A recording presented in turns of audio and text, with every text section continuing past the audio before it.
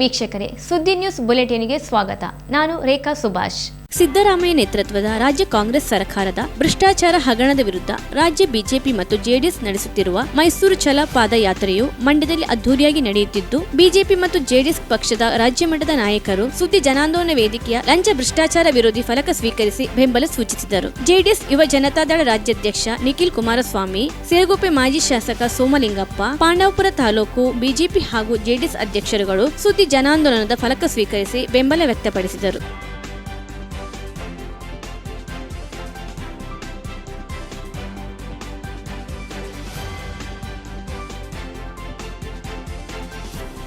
ಪಂಜ ranger ಆಗಿರುವ Girish R ರವರಿಗೆ ACF ಆಗಿ ಪದೋನ್ನತಿಯಾಗಿದ್ದು, ಅವರನ್ನು ರಾಮನಗರ ಸಾಮಾಜಿಕ ಅರಣ್ಯ ಉಪವಿಭಾಗಕ್ಕೆ ವರ್ಗಾವಣೆಗೊಳಿಸಿ ಸರ್ಕಾರ ಆದೇಶ ಮಾಡಿದೆ.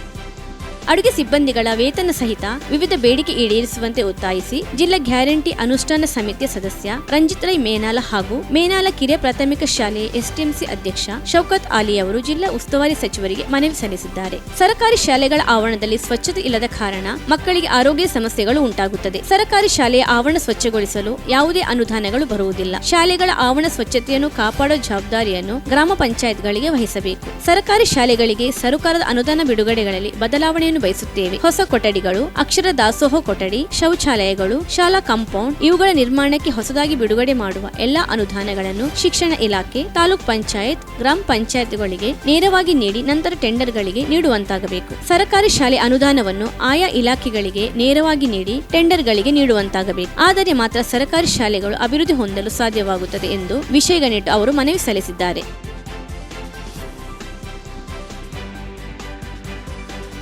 ಸುದ್ದಿ ಮುಂದುವರಿಯುತ್ತದೆ. ಸಣ್ಣ ಬ್ರೇಕ್ನ ನಂತರ. Karnataka agri garden nursery, Mogarpane, Halegate, Sullia. ನಮ್ಮಲ್ಲಿ ಉತ್ತಮ ತಳಿಯ ಹೈಬ್ರಿಡ್ ತೆಂಗಿನ ಗಿಡಗಳು ಹಾಗೂ ಉತ್ತಮ ತಳಿಯ ಅಡಿಕೆ ಗಿಡಗಳಾದ ಇಂಟರ್ ಮಂಗಳ, ಮೋಹಿತ್ ನಗರ, ಸೈಗಾವ್, ರತ್ನಗಿರಿ, ಸುಮಂಗಲ, ಊರಿನ ಮಂಗಳ ಹಾಗೂ ಗೇರು ತಳಿಗಳು ಮತ್ತು ಕಸಿ ಜಾಯಿಕಾಯಿ ಗಿಡಗಳು, ವಿವಿಧ ರೀತಿಯ ಹಣ್ಣಿನ ಗಿಡಗಳು, ಕಾಳು ಮೆಣಸಿನ ಕಸಿ ಗಿಡ, ಪಣಿಯೂರು ಸೆವೆಲ್ ಲಭ್ಯವಿದೆ ಹಾಗೂ ಶಾಂತಮಂಗಲ ಅಡಿಕೆ ಗಿಡಗಳು ಲಭ್ಯ. Karnataka agri garden nursery, Mogarpane, Halegate, Sullia. Contact 9048865019. ಬ್ರೇಕ್ನ ಬಳಿಕ ಸುದ್ದಿ ಬುಲೆಟಿನ್ಗೆ ಮತ್ತೊಮ್ಮೆ ಸ್ವಾಗತ. ದಕ್ಷಿಣ ಕನ್ನಡ ಜಿಲ್ಲಾಡಳಿತ, ಜಿಲ್ಲಾ ಪಂಚಾಯತ್, ಜಿಲ್ಲಾ ಆರೋಗ್ಯ ಮತ್ತು ಕುಟುಂಬ ಕಲ್ಯಾಣ ಇಲಾಖೆ, ಜಿಲ್ಲಾ ಮಾನಸಿಕ ಆರೋಗ್ಯ ಕಾರ್ಯಕ್ರಮ ದಕ್ಷಿಣ ಕನ್ನಡ, ಲಿಂಕ್ ಸಮಗ್ರ ಅಮಲು ಚಿಕಿತ್ಸಾ ಕೇಂದ್ರ, ಬಜಾಲ್, ಮಂಗಳೂರು ವ್ಯಸನ ಮುಕ್ತ ದಕ್ಷಿಣ ಕನ್ನಡ ಜಿಲ್ಲೆ ಇದರ ಪ್ರಯುಕ್ತ ಆಯೋಜಿಸಿದ ಮಾದಕ ಮುಕ್ತ ಅಭಿಯಾನ ಕಾರ್ಯಕ್ರಮದಡಿಯಲ್ಲಿ ಮಾದಕ ವಸ್ತುಗಳ ಬಳಕೆಯಿಂದ ಆಗುವ ದುಷ್ಪರಿಣಾಮದ ಕುರಿತು ವಿದ್ಯಾರ್ಥಿಗಳಿಗೆ ಅರಿವನ್ನು ಮೂಡಿಸುವ ಕಾರ್ಯಕ್ರಮವನ್ನು ಗುರುತಿಸಿ ಮರ್ಕಂಜ ಪ್ರೌಢಶಾಲೆಗೆ ಜಿಲ್ಲಾ ಮಟ್ಟದ ಅತ್ಯುನ್ನತ ಆಂಟಿ ಡ್ರಗ್ಸಲ್ ಪ್ರಶಸ್ತಿ ನೀಡಿ ಗೌರವಿಸಿದೆ. ಅಂತಾರಾಷ್ಟ್ರೀಯ ಪ್ರಸಿದ್ಧಿ ಹೊಂದಿದ ಕಸ್ತೂರ್ಬಾ ಮೆಡಿಕಲ್ ಕಾಲೇಜು ಕೆಎಂಸಿಯಿಂದ ವೈದ್ಯಕೀಯ ಸ್ನಾತಕೋತ್ತರ ಪದವಿ ಪಡೆದು ಅಗ್ರ ಶ್ರೇಣಿಯಲ್ಲಿ ತೇರ್ಗಡೆ ಹೊಂದಿ ಮಂಗಳೂರಿನ ಲೇಡಿ ಗೋಶನ್ ಆಸ್ಪತ್ರೆಯಲ್ಲಿ ಸೇವೆ ಸಲ್ಲಿಸಿದ ತಜ್ಞ ವೈದ್ಯೆ ಡಾಕ್ಟರ್ ಹಸ್ರೀನ್ ಆಲಿ ಸುಳ್ಯ ಕೆವಿಜಿ ಮೆಡಿಕಲ್ ಕಾಲೇಜು ಆಸ್ಪತ್ರೆಯಲ್ಲಿ ಹೆರಿಗೆ ಮತ್ತು ಪ್ರಸೂತಿ ವಿಭಾಗದಲ್ಲಿ ಕರ್ತವ್ಯಕ್ಕೆ ನಿಯೋಜನೆಗೊಂಡಿದ್ದಾರೆ.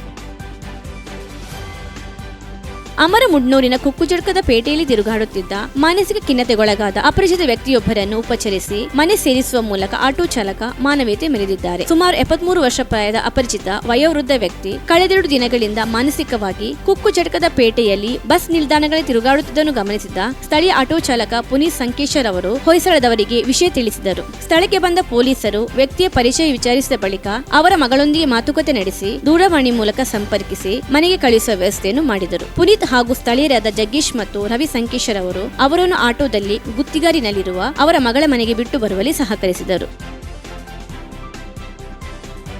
ಅರಂತೋಡು ಗ್ರಾಮದ ಕಿರ್ಲಾಯಿ ಗಂಗಾಧರ್ ಅವರ ಧರ್ಮಪತ್ನಿ ಶ್ರೀಮತಿ ಸುಶೀಲರವರು ಅಲ್ಪಕಾಲದ ಅಸ್ವಸ್ಥತೆಯಿಂದಾಗಿ ನಿನ್ನೆ ರಾತ್ರಿ ನಿಧನರಾದರು.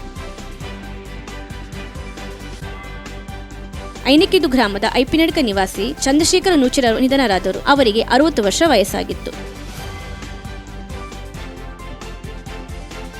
ಇದು ಇವತ್ತಿನ ನ್ಯೂಸ್ ಬುಲೆಟಿನ್. ನಿರಂತರ ಸುದ್ದಿ ಅಪ್ಡೇಟ್ಗಳಿಗಾಗಿ ನೋಡ್ತಾ ಇರಿ ಸುದ್ದಿ ವೆಬ್ಸೈಟ್.